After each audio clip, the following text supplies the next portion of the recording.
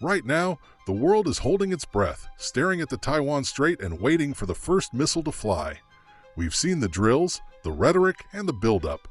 But while Western analysts are obsessed with a day zero invasion scenario, Beijing might be playing a completely different game, one that doesn't involve a single shot.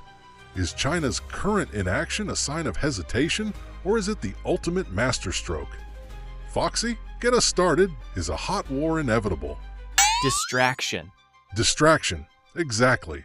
While the media is hyper-focused on war games and troop movements, China is busy securing the rest of the planet.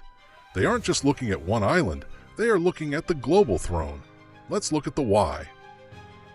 First, look at the Belt and Road. China is currently the world's largest creditor. They've spent over $1 trillion building ports in Pakistan, digital infrastructure in Southeast Asia, and railroads across Africa.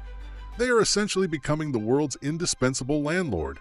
If they launch a full-scale invasion now, those global assets get frozen, their trade routes get cut off, and they lose decades of soft power investment overnight.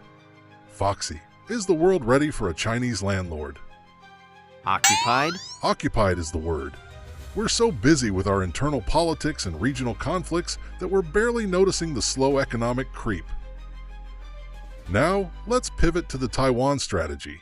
Everyone assumes it has to be a military conquest, but there's a quieter theory: diplomacy by convergence.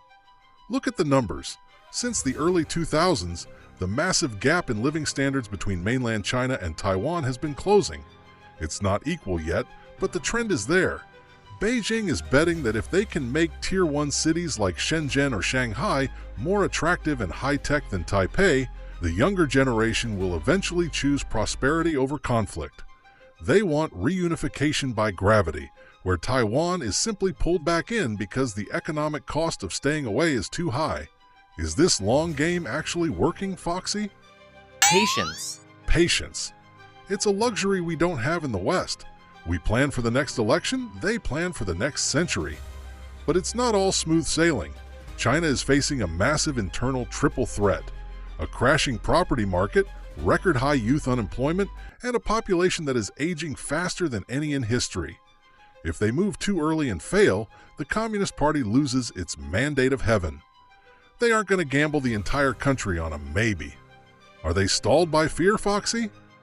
Calculated. Right? Not fear, but cold, hard calculation. They aren't moving because the cost-benefit analysis doesn't favor a war yet. They want to win through the wallet, the supply chain, and the microchip. While we watch the horizon for warships, they are watching the bank ledgers. Because in the modern world, the nation that owns the infrastructure owns the future. Foxy, final verdict for the viewers. What's the one thing we need to watch in 2026? Leverage. Leverage. It always comes down to who has the most to lose. If you found this deep dive helpful, do us a huge favor.